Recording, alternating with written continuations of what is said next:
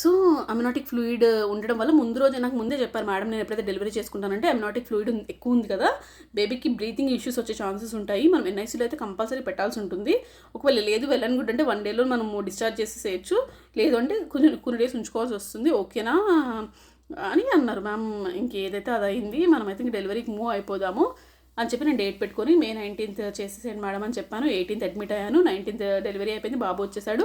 వాడికి సేమ్ అలానే breathing issue వచ్చింది, అండర్ వెంటిలేషన్ పెట్టారు. ఫస్ట్ చెప్పారంట కష్టమే బేబీ అన్నట్టు చెప్పారంట. 2.7 పుట్టాడు మా బాబు, సారీ 2.6 2.7 కూడా కాదు, 2.7 స్కాన్లో ఉన్నాడు. ఒక 1 వీక్ తర్వాత బేబీ బయటకు వచ్చాక 2.6 ఉన్నాడు, అంటే అంత లేడు. అందుకే బికాస్ ఆఫ్ అమ్నియోటిక్ ఫ్లూయిడ్ అంత మనకి ఎగ్జాక్ట్గా వెయిట్ ఎంత చూపించారో అంత ఉండరు బయట. సో వెంటిలేషన్ మీద పెట్టారు ఒక 2 days. తర్వాత జాండీస్ వచ్చింది. డాక్టర్ ముందన్నారంటే కష్టం అని చెప్పి మా హస్బెండ్కి చెప్పారంటే, బట్ మా హస్బెండ్ నాకైతే అసలు చెప్పలేదు. బట్ తను చాలా బాగా రియాక్ట్ అయ్యాడు మెడికేషన్స్కి, చాలా సపోర్ట్ చేశాడు. బేబీ చాలా త్వరగా రికవర్ అయ్యాడు అని డాక్టర్ చెప్పారు. సో అలా 4 days ఉన్నాక బేబీ నాకు ఇచ్చేశారు. I'm so happy. ఇలా నా హ్యాపీ ఎండింగ్. మీకు ఎటువంటి డౌట్స్ ఉన్నా మీరు పర్సనల్గా డిఎం చేయండి. మీ ఇష్యూస్ ఏవి కూడా కమెంట్స్లో పెట్టద్దు. This is social media, don't believe anyone.